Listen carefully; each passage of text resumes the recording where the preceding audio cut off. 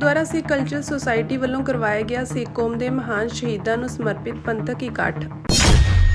SGPC ਵੱਲੋਂ ਪੁੰਛ ਵਿੱਚ ਮਾਰੇ ਗਏ 4 ਸਿੱਖਾਂ ਦੇ ਪਰਿਵਾਰਾਂ ਨਾਲ ਕੀਤੀ ਗਈ ਮੁਲਾਕਾਤ। ਪਾਕਿਸਤਾਨ ਦੇ ਵਿਦੇਸ਼ ਮੰਤਰੀ ਇਸਹਾਕ ਡਾਰ ਦਾ ਦਾਅਵਾ, ਦੋਵਾਂ ਧਿਰਾਂ ਨੇ 18 ਮਈ ਤੱਕ ਵਧਾਈ ਜੰਗਬੰਦੀ।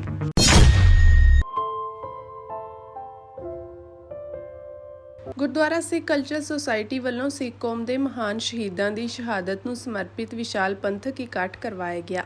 ਇਸ ਮੌਕੇ ਸ਼੍ਰੀ ਅਖੰਡ ਪਾਠ ਸਾਹਿਬ ਦੇ ਭੋਗ ਪਾਏ ਗਏ, ਉਪਰੰਤ ਗੁਰਬਾਣੀ ਕੀਰਤਨ ਅਤੇ ਕਥਾ ਵਿਚਾਰਾਂ ਹੋਈਆਂ। ਇਸ ਮੌਕੇ ਆਜ਼ਾਦ ਸਿੱਖ ਰਾਜ ਖਾਲਿਸਤਾਨ ਦੀ ਪ੍ਰਾਪਤੀ ਦੇ ਸੰਘਰਸ਼ ਵਿੱਚ ਆਪਣੀਆਂ ਜਾਨਾਂ ਵਾਰਨ ਵਾਲੇ ਸਿੱਖ ਕੌਮ ਦੇ ਮਹਾਨ ਸ਼ਹੀਦਾਂ ਭਾਈ ਪਰਮਜੀਤ ਸਿੰਘ ਪੰਜਵੜ, ਭਾਈ ਹਰਦੀਪ ਸਿੰਘ ਨਿੱਜਰ ਅਤੇ ਅਵਤਾਰ ਸਿੰਘ ਖੰਡਾ ਸਮੇਤ ਸਾਰੇ ਸ਼ਹੀਦਾਂ ਨੂੰ ਸ਼ਰਧਾਂਜਲੀ ਭੇਟ ਕੀਤੀ ਗਈ। ਸਿੱਖ ਸੰਘਰਸ਼ ਵਿੱਚ ਕਾਰਜਸ਼ੀਲ ਵੱਖ-ਵੱਖ ਬੁਲਾਰਿਆਂ ਨੇ ਇਸ ਮੌਕੇ ਆਪਣੇ ਵਿਚਾਰ ਸਿੱਖ ਸੰਗਤਾਂ ਨਾਲ ਸਾਂਝੇ ਕੀਤੇ। ਅੱਜ Sikh culture society Richmond Hill New York ਦੇ ਵਿੱਚ ਉਹ ਕੌਮ ਦੇ ਮਹਾਨ ਸ਼ਹੀਦਾਂ ਨੂੰ ਯਾਦ ਕੀਤਾ ਜਾ ਰਿਹਾ ਹੈ। ਭਾਈ ਪਰਮਜੀਤ ਸਿੰਘ ਪੰਜਵੜ, ਜਨਰਲ ਲਾਭ ਸਿੰਘ, ਭਾਈ ਹਰਦੀਪ ਸਿੰਘ ਨਿੱਜਰ ਅਤੇ ਸਮੂਹ ਸ਼ਹੀਦਾਂ ਦੀ ਯਾਦ ਦੇ ਵਿੱਚ ਇੱਥੇ ਸ਼ਹੀਦੀ ਸਮਾਗਮ ਸਤਿਗੁਰ ਸੱਚੇ ਪਾਤਸ਼ਾਹ ਜੀ ਦੀ ਕਿਰਪਾ ਦੇ ਨਾਲ ਸਜਾਏ ਜਾ ਰਹੇ ਨੇ। ਪਰਸੋਂ ਦੇ ਰੋਜ਼ ਤੋਂ ਅਖੰਡ ਪਾਠ ਸਾਹਿਬ ਆਰੰਭ ਹੋਏ, ਅੱਜ ਸਵੇਰੇ ਭੋਗ ਪਏ ਨੇ ਅਤੇ ਇੱਥੇ ਸਿੱਖ ਕਲਚਰ ਸੁਸਾਇਟੀ ਨਾਰਥ ਈਸਟ ਦੇ ਵਿੱਚ ਬਹੁਤ ਵੱਡਾ ਗੁਰਧਾਮ ਹੈ ਅਤੇ ਇੱਥੋਂ ਦੀ ਸਟੇਜ ਪੰਥ ਦੀਆਂ ਮਹਾਨ ਸਟੇਜਾਂ ਦੇ ਵਿੱਚੋਂ ਇੱਕ ਹੈ, ਜਿੱਥੋਂ ਕੌਮ ਦੇ ਬਹੁਤ ਵੱਡੇ ਮੈਸੇਜ ਦਿੱਤੇ ਜਾ ਰਹੇ ਨੇ। 1984 ਤੋਂ ਲੈ ਕੇ ਅੱਜ ਤੱਕ ਖਾਲਿਸਤਾਨ ਦੀ ਆਵਾਜ਼ ਬੁਲੰਦ ਕੀਤੀ ਜਾ ਰਹੀ ਹੈ ਅਤੇ ਇੱਥੇ ਹਰੇਕ ਸ਼ਹੀਦੀ ਸਮਾਗਮ ਦੇ ਉੱਤੇ ਉਹਨਾਂ ਸ਼ਹੀਦੀ ਫੌਜਾਂ ਦੀ ਪ੍ਰਦਰਸ਼ਨੀ ਲੱਗਦੀ ਹੈ।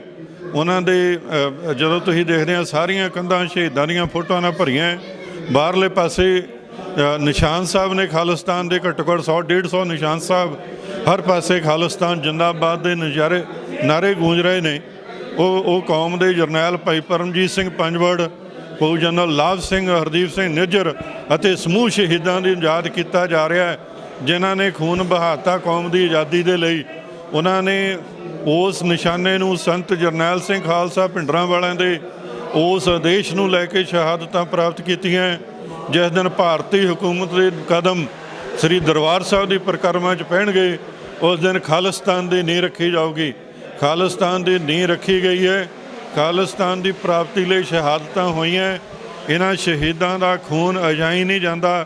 ਸਤਿਗੁਰ ਸੱਚੇ ਪਾਤਸ਼ਾਹ ਕਿਰਪਾ ਕਰਨਗੇ, ਇਹਨਾਂ ਸ਼ਹੀਦਾਂ ਦੇ ਰਾਹਾਂ 'ਤੇ ਤੁਰ ਕੇ ਆਖਰੀ ਦਮ ਤੱਕ ਖਾਲਿਸਤਾਨ ਦੀ ਪ੍ਰਾਪਤੀ ਲਈ ਜੂਝਦੇ ਰਹਾਂਗੇ। ਵਾਹਿਗੁਰੂ ਜੀ ਕਾ ਖਾਲਸਾ, ਵਾਹਿਗੁਰੂ ਜੀ ਦੀ ਫਤਿਹ। ਅੱਜ ਆਪਾਂ ਰਿਚਮੰਡ ਹਿੱਲ ਨਿਊਯਾਰਕ ਦੇ ਵਿੱਚ ਸਿੱਖ ਕਲਚਰ ਸੁਸਾਇਟੀ ਦੇ ਵਿੱਚ ਸਾਰੇ ਸੰਗਤਾਂ ਪਹੁੰਚੀਆਂ ਆ, ਜਿੱਥੇ ਅੱਜ ਭਾਈ ਪਰਮਜੀਤ ਸਿੰਘ ਪੰਜਵੜ ਦਾ ਸ਼ਹੀਦੀ ਦਿਹਾੜਾ ਮਨਾਇਆ ਜਾ ਰਿਹਾ ਆ। ਬੜੇ ਉਤਸ਼ਾਹ ਦੇ ਨਾਲ ਸੰਗਤਾਂ ਦੂਰੋਂ ਦੂਰੋਂ ਆਈਆਂ ਅਤੇ ਸਾਡੇ ਇੱਕ ਵੀਰ ਜਰਮਨ ਤੋਂ ਵੀ ਆਏ ਸੀ, ਜਿਨ੍ਹਾਂ ਨੇ ਸਟਾਰਟਿੰਗ ਦੇ ਵਿੱਚ ਆਪਣੀ ਜਿਹੜੀ ਸਪੀਚ ਦਿੱਤੀ ਸੀ ਗੁਰੂ ਘਰ ਦੇ ਵਿੱਚ, ਅਤੇ ਬਹੁਤ ਹੀ ਸਲੀਕੇ ਦਾ ਤਰੀਕੇ ਦੇ ਨਾਲ ਭਾਈ ਪੰਜਵੜ ਦਾ ਜਿਹੜਾ ਜੀਵਨ ਸੀ ਉਹਦੇ ਬਾਰੇ ਦੱਸਿਆ। ਅਤੇ ਅੱਜ ਜਿਹੜੀ ਸਾਡੀ ਜੰਗ ਆ ਨਾ, ਉਸ ਭਾਰਤੀ ਹਕੂਮਤ ਦੇ ਨਾਲ ਆ, ਜਿਹੜੀ ਅੱਜ ਪਾਕਿਸਤਾਨ ਦੇ ਨਾਲ ਲੜਾਈ ਦੇ ਵਿੱਚ, ਮੈਦਾਨ ਦੇ ਯੁੱਧ ਦੇ ਵਿੱਚ ਹੈਗੀ ਆ। ਜਦੋਂ ਉਸ ਪਾਕਿਸਤਾਨ ਵਾਲਿਆਂ ਨੇ ਇਹਨਾਂ ਦੇ ਜਿਹੜੇ ਸੋ ਕਾਲ ਰਫਾਇਲ ਸੀ ਜਾਂ ਹੋਰ ਇਹਨਾਂ ਦੀਆਂ S-400 ਜਦੋਂ ਉਹਨਾਂ ਨੇ ਡਿਸਟਰਾਏ ਕੀਤੀਆਂ, ਅਤੇ ਮੋਦੀ ਆ ਕੇ ਵਾਈਟ ਹਾਊਸ ਦੇ ਵਿੱਚ ਟਰੰਪ ਦੇ ਗੋਡਿਆਂ 'ਤੇ ਟੇਕਦਾ ਕਿ ਭਾਈ ਹੁਣ ਸਾਨੂੰ ਸਾਂਭ ਲਓ, ਕਿਉਂਕਿ ਹੁਣ ਉਹ ਜਿਹੜਾ ਨਿਊਕਲੀਅਰ ਬੰਬ ਦੀ ਉਹ ਆਪਣੀ ਪ੍ਰੀਖਿਆ ਕਰਨ ਲੱਗੇ ਆ। ਸੋ ਮਿੱਤਰੋ, ਇਹ ਯੁੱਧ ਜਿਹੜੇ ਆ ਨਾ, ਯੁੱਧਾਂ ਤੋਂ ਸਾਨੂੰ ਡਰਨਾ ਨਹੀਂ ਚਾਹੀਦਾ। ਇਹਨਾਂ ਯੁੱਧਾਂ ਦੇ ਵਿੱਚੋਂ ਹੀ ਸਾਡਾ ਮੁਲਕ ਖਾਲਿਸਤਾਨ ਹੋਣ ਦੇ ਵਿੱਚ ਆਉਣਾ ਆ। ਇਹਨਾਂ ਸ਼ਹੀਦਾਂ ਦਾ ਡੁੱਲਿਆ ਖੂਨ ਇੱਕ ਦਿਨ ਉਹ ਜਾਇਆ ਨਹੀਂ ਜਾਊਗਾ, ਇੱਕ ਨਾ ਇੱਕ ਦਿਨ ਉਹ ਰੰਗ ਜ਼ਰੂਰ ਲਿਆਊਗਾ।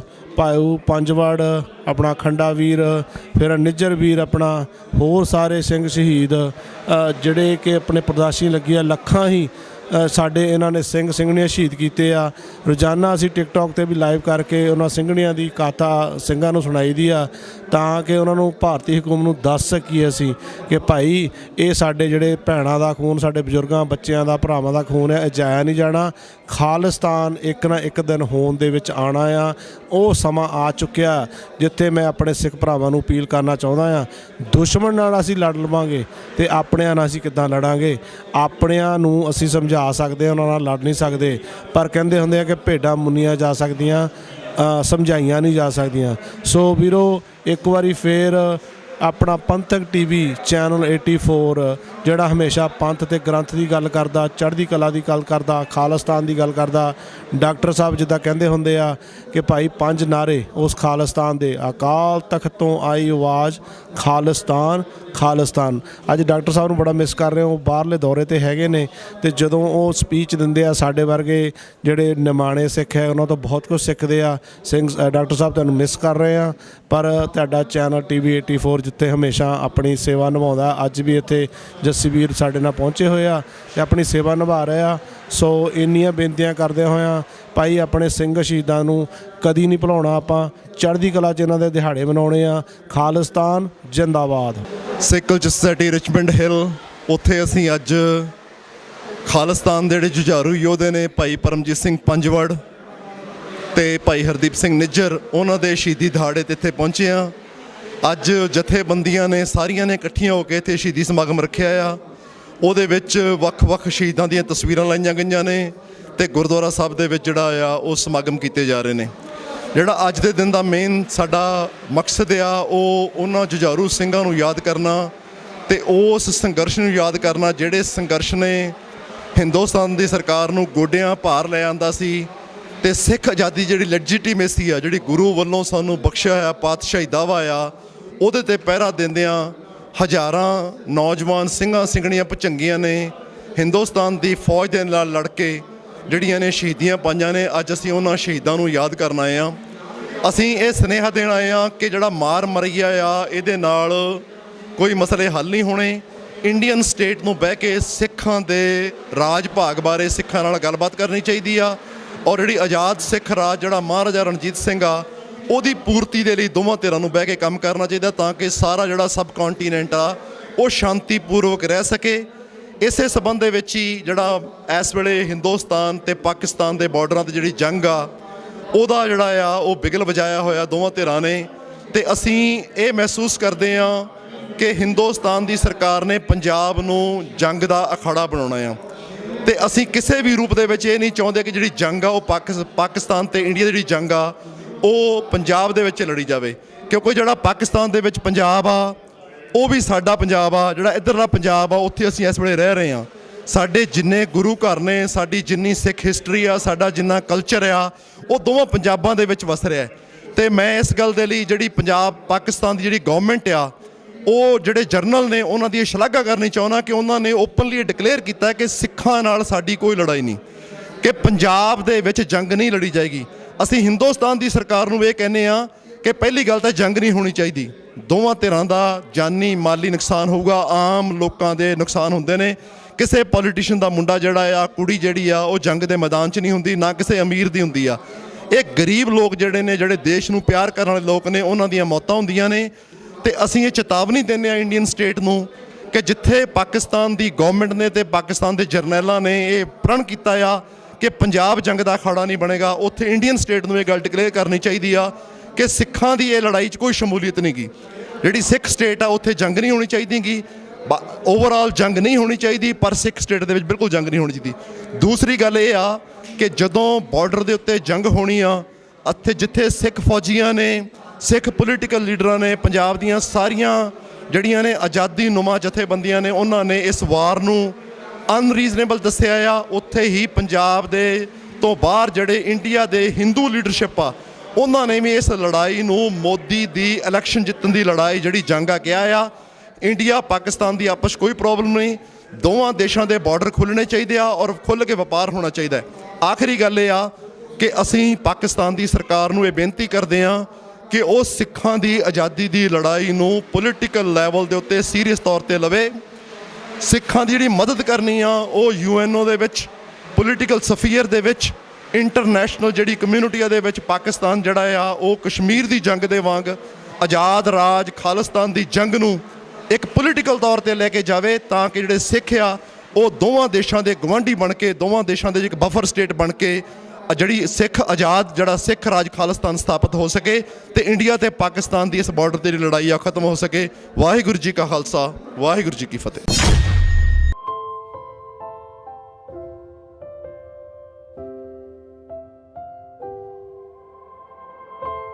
ਭਾਰਤ ਪਾਕਿਸਤਾਨ ਵਿੱਚ ਬਣੇ ਤਣਾਅ ਵਾਲੇ ਹਾਲਾਤਾਂ ਦੌਰਾਨ ਬੀਤੇ ਦਿਨੀ ਜੰਮੂ ਕਸ਼ਮੀਰ ਦੇ ਪੁੰਛ ਵਿੱਚ ਹੋਏ ਹਮਲੇ ਵਿੱਚ ਮਾਰੇ ਗਏ 4 ਸਿੱਖਾਂ ਦੇ ਪਰਿਵਾਰਾਂ ਨੂੰ ਮਿਲਣ ਲਈ ਅੱਜ SGPC ਦੇ ਵਫਦ ਨੇ ਪੁੰਛ ਦਾ ਦੌਰਾ ਕੀਤਾ।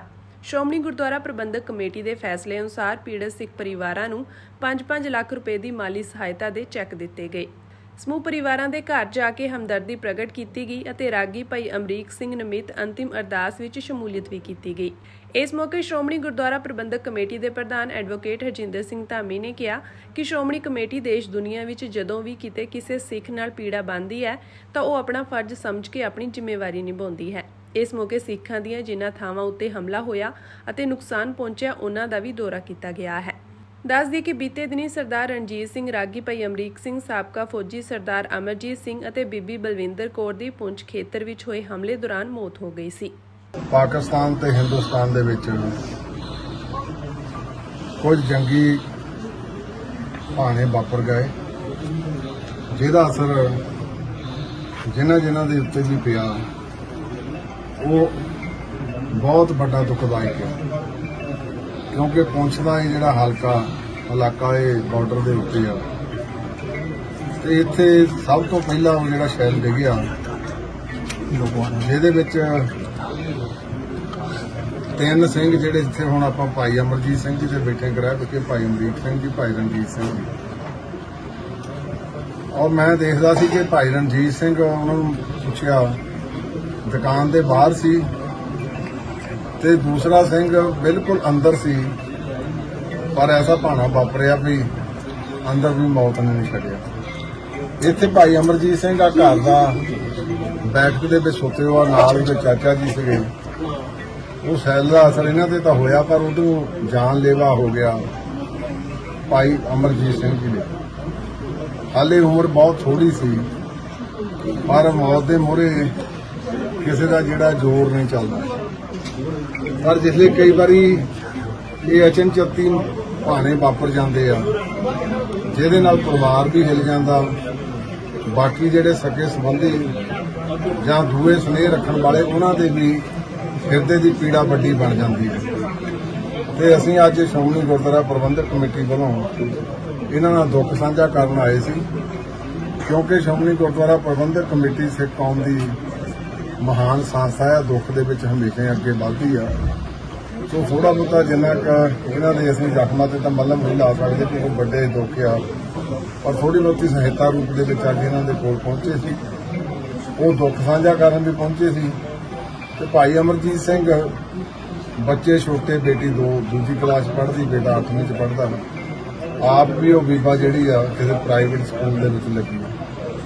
ਪਹਿਲਾਂ ਤਾਂ ਮੈਂ ਸੈਂਟਰ ਦੀ ਸਰਕਾਰ ਨੂੰ ਵੀ ਕਹਿਣਾ ਚਾਹੁੰਦਾ ਕਿ ਮਾਈਨੋਰਟੀ ਕਮਿਊਨਿਟੀ ਦਾ ਕੁਝ ਕੋਟਾ ਹੁੰਦਾ ਸੀ ਜਿਹਦੇ ਵਿੱਚ ਸਿੱਖ ਵੀ ਫਾਲ ਕਰਦੇ ਸੀ, ਉਹ ਥੋੜੀ ਬਹੁਤੀ ਜਿਹੜੀ ਸਹਾਇਤਾ ਆ ਉਹ ਆ ਜਾਂਦੀ ਸੀ, ਉਹ ਸਾਰੀ ਦੀ ਸਾਰੀ ਬੰਦ ਕਰਕੇ ਇਹਨਾਂ ਨੇ ਮਾਈਨੋਰਟੀ ਕਮਿਊਨਿਟੀ ਦੇ ਨਾਲ ਸਾਰਾ ਜਿਹੜਾ ਬਹੁਤ ਵੱਡਾ ਧੱਕਾ ਕੀਤਾ। ਦੂਸਰਾ, ਇੱਥੋਂ ਦੇ ਮੁੱਖ ਮੰਤਰੀ ਸਾਹਿਬ ਨੂੰ ਵੀ ਬੇਨਤੀ ਕਰੂੰਗਾ ਕਿ ਇਹ ਜਿਹੜੇ ਪਰਿਵਾਰ ਸਾਰੇ, ਕਿਉਂਕਿ ਹੋਰ ਡੈਥਸ ਵੀ ਹੋਈਆਂ, ਉਹਨਾਂ ਪਰਿਵਾਰਾਂ ਨੂੰ ਚੇਚੇ ਤੌਰ ਦੇ ਉੱਤੇ ਇੱਕ ਸਰਕਾਰੀ ਨੌਕਰੀ ਦਿੱਤੀ ਜਾਵੇ, ਤਾਂ ਕਿ ਖੱਬਰ ਦਾ ਜੀ ਤਾਂ ਚਲੇ ਗਿਆ, ਉਹ ਤਾਂ ਉਹ ਮੁੜਨਾ ਨਹੀਂ ਵਾਪਸ। ਦੁੱਖ ਵੀ ਬਹੁਤ ਵੱਡਾ, ਪਰ ਬੰਦੇ ਲਈ ਰੋਜੀ ਰੋਟੀ ਵੀ ਜਿਹੜੀ ਜ਼ਰੂਰੀ ਹੁੰਦੀ, ਇਕਨੋਮਿਕ ਫੈਕਟਰ ਵੀ ਵੱਡਾ ਹੁੰਦਾ। ਸੋ ਇਹਨਾਂ ਨੂੰ ਮੈਂ ਬੇਨਤੀ ਕਰੂੰਗਾ, ਉਮਰ ਓਲਾ ਜੀ ਨੂੰ, ਤੇ ਉਹ ਕਿਰਪਾ ਕਰਕੇ ਇਹਨਾਂ ਪਰਿਵਾਰਾਂ ਦਾ ਅਚੇਚੇ ਤੌਰ ਤੇ ਧਿਆਨ ਰੱਖਣ, ਕਿਉਂਕਿ ਇਹ ਲੜਾਈ ਸ਼ੁਰੂ ਹੁੰਦੇ ਸਾਰ ਪਹਿਲੀਆਂ ਮੌਤਾਂ ਦੇ ਵਿੱਚ ਇਹ 4 ਜੀ ਆ, ਬਾਕੀ ਦੂਸਰੇ ਵੀ ਵਿੱਚ ਮੈਨੂੰ ਦੱਸਿਆ ਵੀ ਮੁਸਲਮਾਨ ਸੀ, ਇੱਕ ਹਿੰਦੂ ਪਰਿਵਾਰ ਵੀ ਸੀ। ਇਹਨਾਂ ਸਾਰਿਆਂ ਦਾ ਚੇਚਾ ਜਿਹੜਾ ਆ ਉਹ ਧਿਆਨ ਰੱਖਿਆ ਜਾਵੇ। ਸੋ ਮੈਂ ਜਿੱਥੇ ਦੁੱਖ ਦਾ ਵੀ ਪ੍ਰਗਟਾਵਾ ਕਰਦਾ ਪਰਿਵਾਰ ਦੇ ਨਾਲ ਬੈਠ ਕੇ, ਉੱਥੇ ਇਹ ਵੀ, ਕਿਉਂਕਿ ਮੈਂ ਬੈਠਾ ਹੁਣ ਬੱਚਿਆਂ ਵੱਲ ਵੀ ਨਿਗਾਹ ਮਾਰਦਾ ਸੀ, ਤੇ ਸਾਰੀ ਫਲਵਾੜੀ ਵੀ ਆਲੇ ਦੁਆਲੇ ਇੱਥੇ, ਕਿਉਂਕਿ ਸਿੱਖ ਸਟੂਡੈਂਟ ਫੈਡਰੇਸ਼ਨ, ਆਲ ਇੰਡੀਆ ਸਿੱਖ ਸਟੂਡੈਂਟ ਫੈਡਰੇਸ਼ਨ ਦਾ ਬੜਾ ਵੱਡਾ ਹਰਿਆਵਲ ਦਸਤਾ ਰਿਹਾ ਇੱਥੇ ਜੰਮੂ ਕਸ਼ਮੀਰ ਦੇ ਵਿੱਚ ਵੀ ਚੇਚੇ ਤੌਰ ਦੇ ਉੱਤੇ। ਸੋ ਉਹਨਾਂ ਵੱਲੋਂ ਵੀ ਸੀ, ਤੇ ਮੈਂ ਵੀ ਆਪ ਯਤਨ ਕਰੂੰਗਾ ਕਿ ਬੱਚੇ ਜਿਹੜੇ ਇਹਨਾਂ ਦੀ ਪੜ੍ਹਾਈ ਜਿਹੜੀ ਆ ਉਹ ਨਿਰੰਤਰ ਜਾਰੀ ਰਹੇ। ਤੇ ਸਾਡੇ ਸਤਿਕਾਰਯੋਗ ਬਾਬਾ ਜੀ, ਬਾਬਾ ਮਨਜੀਤ ਸਿੰਘ ਜੀ ਮਹੰਤ ਜੀ, ਜਿਹੜੇ ਆਪਣਾ ਪਹਿਲਾਂ ਵੀ ਬਹੁਤ ਵੱਡਾ ਯੋਗਦਾਨ ਪਾਉਂਦੇ, ਤੇ ਇਹਨਾਂ ਨੂੰ ਵੀ ਬੇਨਤੀ ਕਰੂੰਗਾ ਕਿ ਬੱਚੇ, ਕਿਉਂਕਿ ਸਾਡੇ ਕੋਲ ਸ੍ਰੀ ਗੁਰੂ ਹਰਕ੍ਰਿਸ਼ਨ ਪਬਲਿਕ ਸਕੂਲ ਆ, ਇਹਨਾਂ ਦੀ ਸਹਾਇਤਾ ਕਿਉਂਕਿ ਇਹ ਵੀ ਇੱਕ ਸਹਾਇਤਾ ਹੈ, ਜੇ ਬੱਚੇ ਪੜ੍ਹ ਜਾਣਗੇ, ਪੜ੍ਹਨ ਵਾਲੇ ਆ, ਤੇ ਦੂਜੇ ਤੌਰ ਤੇ ਜੇ ਕੋਈ ਹੋਰ ਵੀ ਸਹਾਇਤਾ ਹੋਈ ਉਹ ਵੀ ਜ਼ਰੂਰ ਉਹਨਾਂ ਦੇ ਦੁੱਖ ਦੇ ਵਿੱਚ ਸ਼ਾਮਲ ਹੋਵਾਂਗੇ। ਮੈਂ ਮਹੰਤ ਜੀ ਦਾ ਚੇਚੇ ਤੌਰ ਤੇ ਆਪਣੇ ਵੀਰ ਜਿਹੜਾ ਸਾਡੇ ਡਿਸਟ੍ਰਿਕਟ ਗੁਰਦੁਆਰਾ ਕਮੇਟੀ ਦੇ ਪ੍ਰਧਾਨ ਆ ਲਖਵੀਰ ਸਿੰਘ, ਨਰਿੰਦਰ ਸਿੰਘ, ਔਰ ਆਪਣੇ ਵੀਰ ਸਰਦਾਰ ਰਜਿੰਦਰ ਸਿੰਘ ਮਹਿਤਾ,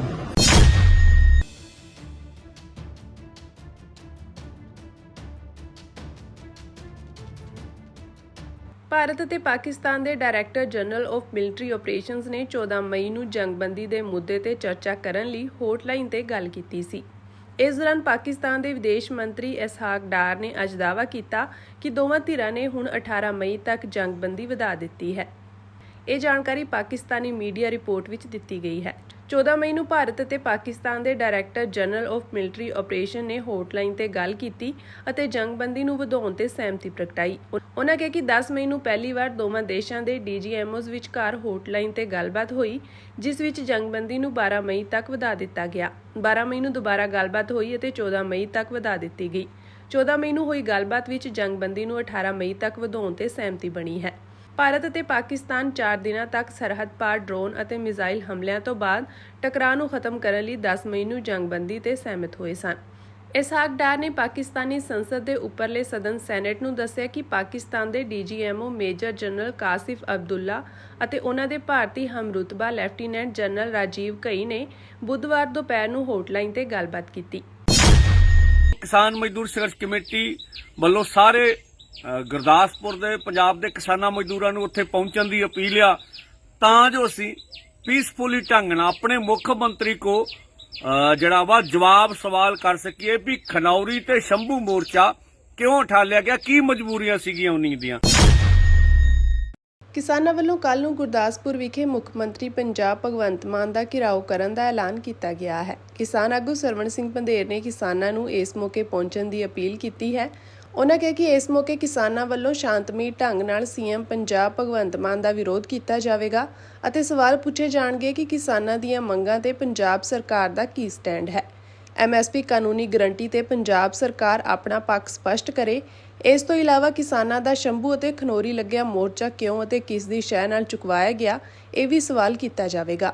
ਕਿਸਾਨ ਆਗੂ ਸਰਵਣ ਸਿੰਘ ਪੰਧੇਰ ਨੇ ਕਿਹਾ ਕਿ ਸਰਕਾਰ ਕਿਸਾਨਾਂ ਦੀਆਂ ਟਰਾਲੀਆਂ ਸਮੇਤ ਬਾਕੀ ਸਾਰਾ ਸਮਾਨ ਵਾਪਿਸ ਕਰੇ, ਜਿਹੜਾ ਉਹਨਾਂ ਦੇ ਵਰਕਰਾਂ ਵੱਲੋਂ ਸ਼ੰਭੂ ਅਤੇ ਖਨੌਰੀ ਮੋਰਚੇ ਤੋਂ ਚੁੱਕਿਆ ਗਿਆ ਸੀ।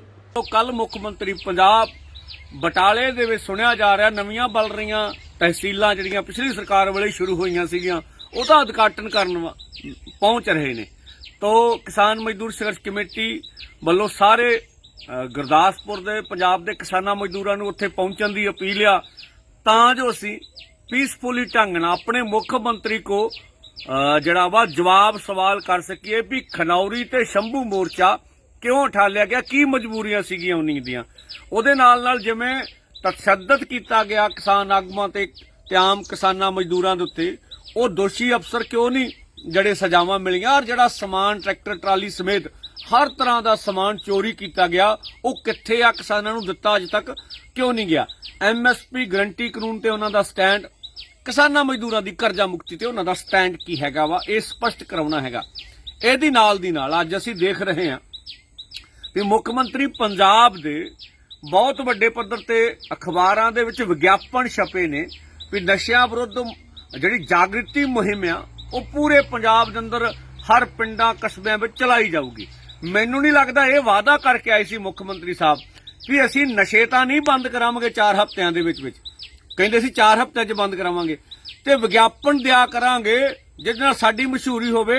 ਦੇਖੋ, ਵਿਗਿਆਪਨ ਦਿੱਤਿਆਂ ਨਸ਼ੇ ਬੰਦ ਨਹੀਂ ਹੋਣੇ। ਸਿੱਧਾ ਜਿਹਾ ਸਵਾਲ ਆ, ਇਹ ਜਿਹੜੇ ਰਾਜ ਕਰਨ ਵਾਲੇ ਹਾਕਮ ਨੇ, ਪੁਲਿਸ ਪ੍ਰਸ਼ਾਸਨ ਨੇ, ਔਰ ਨਸ਼ਾ ਮਾਫੀਆ, ਉਹਨਾਂ ਦਾ ਗੱਠਜੋੜ ਨਾਲ ਇਹ ਚੱਲ ਰਿਹਾ ਸਾਰਾ ਕੁਝ। ਜਿੱਥੋਂ ਤੱਕ ਅਦਾਲਤਾਂ ਦਾ ਸਵਾਲ ਹੈ, ਅਸੀਂ ਪੂਰੀ ਦੁਨੀਆ ਨੂੰ, ਪੂਰੇ ਮੀਡੀਆ ਨੂੰ ਅਸੀਂ 2013 ਦਾ ਸੁਪਰੀਮ ਕੋਰਟ ਦਾ ਫੈਸਲਾ ਰੱਖ ਦਾਂਗੇ ਜਸਟਿਸ ਸਿੰਘਵੀ ਤੇ ਗੰਗੋਲੀ ਦਾ, ਜਿਹਨੇ ਗ੍ਰੇਟ ਨੋਇਟਾ ਵਾਲੇ ਕੇਸ 'ਚ ਕਿਹਾ ਸੀ ਵੀ ਬਹੁ ਫਸਲੀ ਜ਼ਮੀਨਾਂ ਨਹੀਂ ਖੋਣੀਆਂ ਚਾਹੀਦੀਆਂ। ਸਾਡੇ ਵਾਲੇ ਫੈਸਲੇ ਸ਼ਾਇਦ ਸਰਕਾਰਾਂ ਨੂੰ ਠੀਕ ਨਹੀਂ ਲੱਗਦੇ ਅਦਾਲਤਾਂ ਦੇ।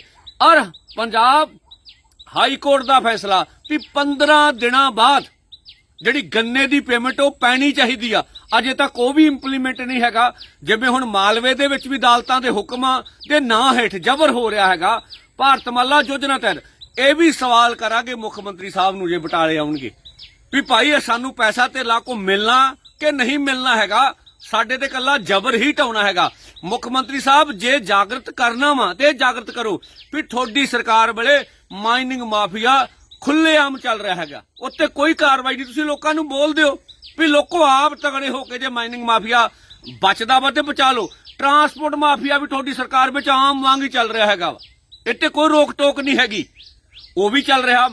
ਤੁਹਾਡਾ ਇਹਦੋਂ ਕਾ ਕੇਬਲ ਮਾਫੀਆ ਵੀ ਐਂ ਚੱਲ ਰਿਹਾ ਹੈਗਾ। ਔਰ ਮੁੱਖ ਮੰਤਰੀ ਸਾਹਿਬ ਇਹ ਜਾਗਰਤ ਕਰੋ ਵੀ ਹੁਣ ਜਿਹੜਾ ਜ਼ਹਿਰੀਲੀ ਸ਼ਰਾਬ ਨਾਲ ਜਿਵੇਂ ਮਜੀਠੇ ਵਿੱਚ ਆਮ ਜਨਤਾ ਲੋਕ ਮਾਰੇ ਗਏ, ਇਸ ਤਰੀਕੇ ਨਾਲ ਜ਼ਹਿਰੀਲੇ ਪਾਣੀ ਨਾਲ ਪੰਜਾਬ ਦੇ ਲੋਕ ਮਰਨਗੇ। ਕਿਉਂਕਿ ਤੁਸੀਂ ਇਹ ਦੱਸੋ ਵੀ ਮੈਂ ਕੇਂਦਰ ਨਾਲ ਰਲ ਕੇ ਪੰਜਾਬ ਦੀ ਵਿਧਾਨ ਸਭਾ 'ਚ ਕਾਨੂੰਨ ਪਾਸ ਕਰਤਾ, ਪਾਣੀ ਪ੍ਰਦੂਸ਼ਣ ਰੋਕਥਾਮ ਤੇ ਨਿਯੰਤਰਣ ਸੋਧ ਬਿੱਲ 2024 ਵੀ ਹੁਣ ਜਿਹੜੇ ਪਾਣੀ ਦੇ ਵਿੱਚ ਕੈਮੀਕਲ ਰਲਾਉਣਗੇ ਉਹਨਾਂ ਤੇ ਕੋਈ ਸਜ਼ਾ ਨਹੀਂ ਹੋਊਗੀ, ਕੱਲਾ ਉਹਨਾਂ ਨੂੰ ਵਿੱਤੀਏ ਜੁਰਮਾਨਾ ਹੀ ਪਾਇਆ ਜਾਊਗਾ। ਇਸ ਗੱਲ ਲਈ ਤੁਹਾਨੂੰ ਜਾਗਰਤ ਕਰਨਾ ਚਾਹੀਦਾ, ਲੋਕਾਂ ਨੂੰ ਜਾਗਰਤ ਹੋਣਾ ਚਾਹੀਦਾ, ਫਿਰ ਤੁਹਾਨੂੰ ਕੁਝ ਹੋਣ ਵਾਲਾ ਨਹੀਂ। ਅਸੀਂ ਕਿਸੇ ਕੋਰਟ 'ਚ ਨਹੀਂ ਆਉਂਦਾ, ਸਾਡਾ ਲੀਗਲ ਤਾਂ ਅਸੀਂ ਸਾਡਾ ਤਾਂ ਅਸੀਂ ਲੀਗਲ ਹੈ, ਅਸੀਂ ਤਾਂ ਮਰਾਂਗੇ। ਕੋਈ ਗੱਲ ਨਹੀਂ, ਤੁਸੀਂ ਆਪਦਾ ਰਾਹ ਅਖਤਿਆਰ ਕਰੋ, ਸਾਡਾ ਆਪਦਾ ਕਰ ਲਿਆ। ਬਠਿੰਡਾ ਦੇ ਪਿੰਡ ਜਿਉਂਦ ਵਿੱਚ ਕਿਸਾਨਾਂ ਤੇ ਪ੍ਰਸ਼ਾਸਨ ਵਿਚਕਾਰ ਤਿੱਖੀ ਬਹਿਸ ਦੇਖਣ ਨੂੰ ਮਿਲੀ ਹੈ। ਪ੍ਰਸ਼ਾਸਨ ਵੱਲੋਂ ਕਿਸਾਨਾਂ ਦੀ ਜ਼ਮੀਨ ਦੀ ਮੈਪਿੰਗ ਕੀਤੀ ਜਾਣੀ ਸੀ, ਪਰ ਕਿਸਾਨ ਆਗੂ ਝੰਡਾ ਸਿੰਘ ਜੇਠੂਕੇ ਨੇ ਪ੍ਰਸ਼ਾਸਨਿਕ ਅਧਿਕਾਰੀਆਂ ਦਾ ਵਿਰੋਧ ਕਰਦਿਆਂ ਇਸ ਦੀ ਇਜਾਜ਼ਤ ਨਹੀਂ ਦਿੱਤੀ। ਪ੍ਰਸ਼ਾਸਨਿਕ ਅਧਿਕਾਰੀ ਅੱਜ ਡਰੋਨ ਰਾਹੀਂ ਜ਼ਮੀਨ ਦੀ ਮੈਪਿੰਗ ਕਰਨ ਲਈ ਬਠਿੰਡਾ ਦੇ ਪਿੰਡ ਜਿਉਂਦ ਪਹੁੰਚੇ ਸਨ, ਜਿੱਥੇ ਉਹਨਾਂ ਨੂੰ ਕਿਸਾਨਾਂ ਦੇ ਵਿਰੋਧ ਦਾ ਸਾਹਮਣਾ ਕਰਨਾ ਪਿਆ। ਦੱਸ ਦਈਏ ਕਿ ਭਾਰਤਮਾਲਾ ਪ੍ਰੋਜੈਕਟ ਤਹਿਤ ਪ੍ਰਸ਼ਾਸਨ ਕਿਸਾਨਾਂ ਦੀਆਂ ਜ਼ਮੀਨਾਂ ਐਕਵਾਇਰ ਕਰ ਰਿਹਾ ਹੈ, ਜਿਸ ਕਾਰਨ ਇਸ ਤੋਂ ਪਹਿਲਾਂ ਵੀ ਕਈ ਵਾਰ ਪ੍ਰਸ਼ਾਸਨ ਅਤੇ ਕਿਸਾਨਾਂ ਵਿਚਕਾਰ ਟਕਰਾਅ ਦੇਖਣ ਨੂੰ ਮਿਲਿਆ ਹੈ। ਕਿਸਾਨਾਂ ਦਾ ਕਹਿਣਾ ਹੈ ਕਿ ਪ੍ਰਸ਼ਾਸਨ ਵੱਲੋਂ ਧੱਕੇਸ਼ਾਹੀ ਨਾਲ ਉਹਨਾਂ ਦੀਆਂ ਜ਼ਮੀਨਾਂ ਖੋਹਣ ਦੀ ਕੋਸ਼ਿਸ਼ ਕੀਤੀ ਜਾ ਰਹੀ ਹੈ, ਜਦਕਿ ਉਹਨਾਂ ਨੂੰ ਉਹਨਾਂ ਦੀ ਜ਼ਮੀਨ ਦਾ ਮੁੱਲ ਵੀ ਹਜੇ ਪ੍ਰਾਪਤ ਨਹੀਂ ਹੋਇਆ ਹੈ। ਹੋਰ ਕੀ ਕਰਦੇ ਹੋ? ਅਸੀਂ ਹਾਈ ਕੋਰਟ ਦੇ ਹੁਕਮਾਂ ਦੇ ਜਦੋਂ ਤੁਸੀਂ ਮਰੱਬੇਬੰਦੀ ਕਰ ਲਈ, ਉਦੋਂ ਬਾਅਦ ਕੋਰਟ ਤੋਂ ਕਬਜ਼ਾ ਕਰਾਓ। ਅਸੀਂ ਰੌਲੇ 'ਚ ਅਸੀਂ ਡਰੋਨ ਕਾਹਦੇ ਵਾਸਤੇ ਚਲਾਉਣਾ? ਹਰ ਚੀਜ਼ ਦਾ ਲੀਗਲ ਆਪਾਂ ਲੀਗਲ ਕਰ ਲਓ। ਤੁਸੀਂ ਹਾਈ ਕੋਰਟ ਦੇ ਵਿੱਚ ਤੁਸੀਂ ਅਸੀਂ ਕਿਸੇ ਕੋਰਟ 'ਚ ਨਹੀਂ ਆਉਂਦਾ, ਸਾਡਾ ਲੀਗਲ ਤਾਂ ਅਸੀਂ ਫਿਰ ਲੀਗਲ ਹੀ ਕਰੋ। ਸਾਡਾ ਤਾਂ ਅਸੀਂ ਲੀਗਲ ਹੈ, ਅਸੀਂ ਤਾਂ ਮਰਾਂਗੇ। ਕੋਈ ਗੱਲ ਨਹੀਂ, ਤੁਸੀਂ ਆਪਦਾ ਰਾਹ ਅਖਤਿਆਰ ਕਰੋ, ਸਾਡਾ ਆਪਦਾ ਕਰ ਲਿਆ। ਡਰੋਨ ਫਲਾਈ ਕਰਨ ਚ ਕੀ ਦਿੱਕਤ ਹੈ ਦੱਸੋ? ਡਰੋਨ ਫਲਾਈ ਕਰਨ ਚ ਆਪਾਂ ਪੈਰਲਲ ਕਰ ਲਓ।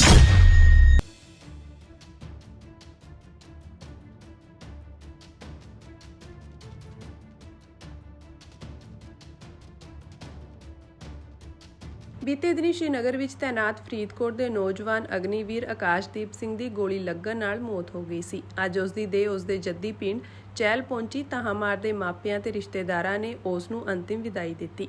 ਇਸ ਮੌਕੇ ਮ੍ਰਿਤਕ ਆਕਾਸ਼ਦੀਪ ਸਿੰਘ ਦੀ ਮੌਤ ਨਾਲ ਪੂਰਾ ਪਰਿਵਾਰ ਸਦਮੇ ਵਿੱਚ ਹੈ। ਅੱਜ ਉਸ ਨੂੰ ਅੰਤਿਮ ਵਿਦਾਈ ਦੇਣ ਲਈ ਪੂਰਾ ਪਿੰਡ ਪਹੁੰਚਿਆ ਹੋਇਆ ਸੀ। ਇਸ ਦੁੱਖ ਦੀ ਘੜੀ ਵਿੱਚ ਕਈ ਪ੍ਰਸ਼ਾਸਨਿਕ ਅਧਿਕਾਰੀ ਅਤੇ ਪੁਲਿਸ ਅਧਿਕਾਰੀਆਂ ਤੋਂ ਇਲਾਵਾ ਸਪੀਕਰ ਕੁਲਤਾਰ ਸਿੰਘ ਸੰਧਵਾ ਮ੍ਰਿਤਕ ਆਕਾਸ਼ਦੀਪ ਸਿੰਘ ਨੂੰ ਅੰਤਿਮ ਵਿਦਾਈ ਦੇਣ ਲਈ ਪਹੁੰਚੇ। ਇਸ ਮੌਕੇ ਸਪੀਕਰ ਕੁਲਤਾਰ ਸਿੰਘ ਸੰਧਵਾ ਨੇ ਕਿਹਾ ਕਿ ਅਗਨੀਵੀਰ ਯੋਜਨਾ ਦੇਸ਼ ਦੀ ਰੱਖਿਆ ਅਤੇ ਦੇਸ਼ ਦੇ ਨੌਜਵਾਨਾਂ ਨਾਲ ਇੱਕ ਖਿਲਵਾੜ ਹੈ, ਜਿਸ ਨੂੰ ਤੁਰੰਤ ਬੰਦ ਕਰ ਦੇਣਾ ਚਾਹੀਦਾ ਹੈ। ਉਹਨਾਂ ਨੇ ਦੁੱਖ ਪ੍ਰਗਟ ਕਰਦਿਆਂ ਕਿਹਾ ਕਿ ਅਗਨੀਵੀਰ ਯੋਜਨਾ ਤਹਿਤ ਦੇਸ਼ ਦੇ ਨੌਜਵਾਨ ਸ਼ਹੀਦ ਹੋ ਰਹੇ ਹਨ। ਉਹਨਾਂ ਕਿਹਾ ਕਿ ਪੰਜਾਬ ਸਰਕਾਰ ਦੀ ਪਾਲਿਸੀ ਤਹਿਤ ਜੋ ਵੀ ਮਦਦ ਹੋ ਸਕੇ ਉਹ ਸਰਕਾਰ ਵੱਲੋਂ ਕੀਤੀ ਜਾਵੇਗੀ। ਪੁੱਤ ਮੇਰਾ 7 ਫੁੱਟ ਦਾ ਜਵਾਨ ਪੁੱਤ ਅੱਜ ਡੱਬੇ 'ਚ ਪੈ ਕੇ ਆ ਗਿਆ। ਮੈਂ ਮਾਣ ਕਰਾਂ ਕਿ ਕੀ ਕਰਾਂ? ਪੁੱਤ ਮੇਰੇ ਪੁੱਤ ਬਿਨਾ ਮੇਰੀ ਅੰਦਰ ਨਹੀਂ ਠਰਦੀ। ਹਾਏ ਪੁੱਤ ਮੇਰਾ ਪੁੱਤ ਦੇਸ਼ ਲਈ ਸ਼ਹੀਦ ਹੋ ਗਿਆ। ਹਾਏ ਪੁੱਤ, ਹਾਏ ਪੁੱਤ ਮੈਂ ਕਿੱਥੇ ਜਾਊਂਗੀ? ਹਾਏ ਪੁੱਤ, ਹਾਏ ਪੁੱਤ ਮਾਣ ਵੀ ਕਰਦੀ ਆ ਪਰ ਘਰ ਖਾਲੀ ਹੋ ਗਿਆ ਪੁੱਤ ਬਿਨਾ। ਪੁੱਤ ਘਰ ਖਾਲੀ ਹੋ ਗਿਆ ਈ। ਪੁੱਤ ਮੇਰਾ 20 ਸਾਲਾਂ ਦਾ ਪੁੱਤ ਅੱਜ ਚਲਾ ਗਿਆ ਈ। ਹਾਏ ਪਹਿਲਾਂ ਆਇਆ ਸੀ ਔਰ ਤੁਹਾਡੇ ਕੋਲ ਇੱਥੇ ਛੁੱਟੀ ਕੱਟ ਕੇ ਗਿਆ ਸੀ, ਕਿਵੇਂ ਸੀ? ਅੱਜ ਵਧੀਆ ਵਧੀਆ 27 ਤਰੀਕ ਨੂੰ ਵਾਪਸ ਗਿਆ ਜੀ। 27 ਨੂੰ ਛੁੱਟੀ ਕੱਟ ਕੇ ਗਿਆ। 15 ਦਿਨ ਹੋਏ ਅੱਜ ਗਏ ਨੂੰ। ਮੇਰੇ ਜੇ ਤਾਂ ਮੰਗਿਆ ਵੀ ਨਹੀਂ। ਸਾਨੂੰ ਮੈਸੇजेस ਇਹਨਾਂ ਦੀ ਆਰਮੀ ਯੂਨਿਟ ਤੋਂ ਆਏ ਆ, ਉਹਦੇ ਵਿੱਚ ਕਲੀਅਰ ਨਹੀਂ ਹੈ ਕਿ ਇਹਨਾਂ ਦੀ ਮੌਤ ਕਿਸ ਤਰ੍ਹਾਂ ਹੋਈ ਹੈ। ਆਰਮੀ ਆਪਣਾ ਇਨਵੈਸਟੀਗੇਸ਼ਨ ਕਰ ਰਹੀ ਹੈ, ਬਟ ਸਾਡੇ ਲਈ ਇੱਕ ਬੜੇ ਖੇਦ ਔਰ ਦੁੱਖ ਦੀ ਗੱਲ ਹੈ ਕਿ ਸਾਡੇ ਪਿੰਡ ਦੇ ਇੱਕ ਨੌਜਵਾਨ ਬੱਚੇ ਦੀ ਇਸ ਤਰ੍ਹਾਂ ਉੱਥੇ ਇਹ ਭਾਣਾ ਵਾਪਰ ਗਿਆ। ਸੋ ਅਸੀਂ ਸ਼ੋਕ ਪ੍ਰਗਟ ਕਰਨ ਵਾਸਤੇ ਇਸ ਸਮੇਂ ਪਰਿਵਾਰ ਦੇ ਨਾਲ ਮਿਲਟਰੀ ਆਨਰਸ ਲਈ ਉਹਨਾਂ ਦੀ ਟੀਮ ਆਈ ਹੋਈ। ਸੋ ਐਜ਼ ਪਰ ਰੂਲਸ ਜੋ ਉਹਨਾਂ ਦੇ ਮਿਲਟਰੀ ਆਨਰਸ ਬੰਦੇ ਆ ਉਹ ਆਰਮੀ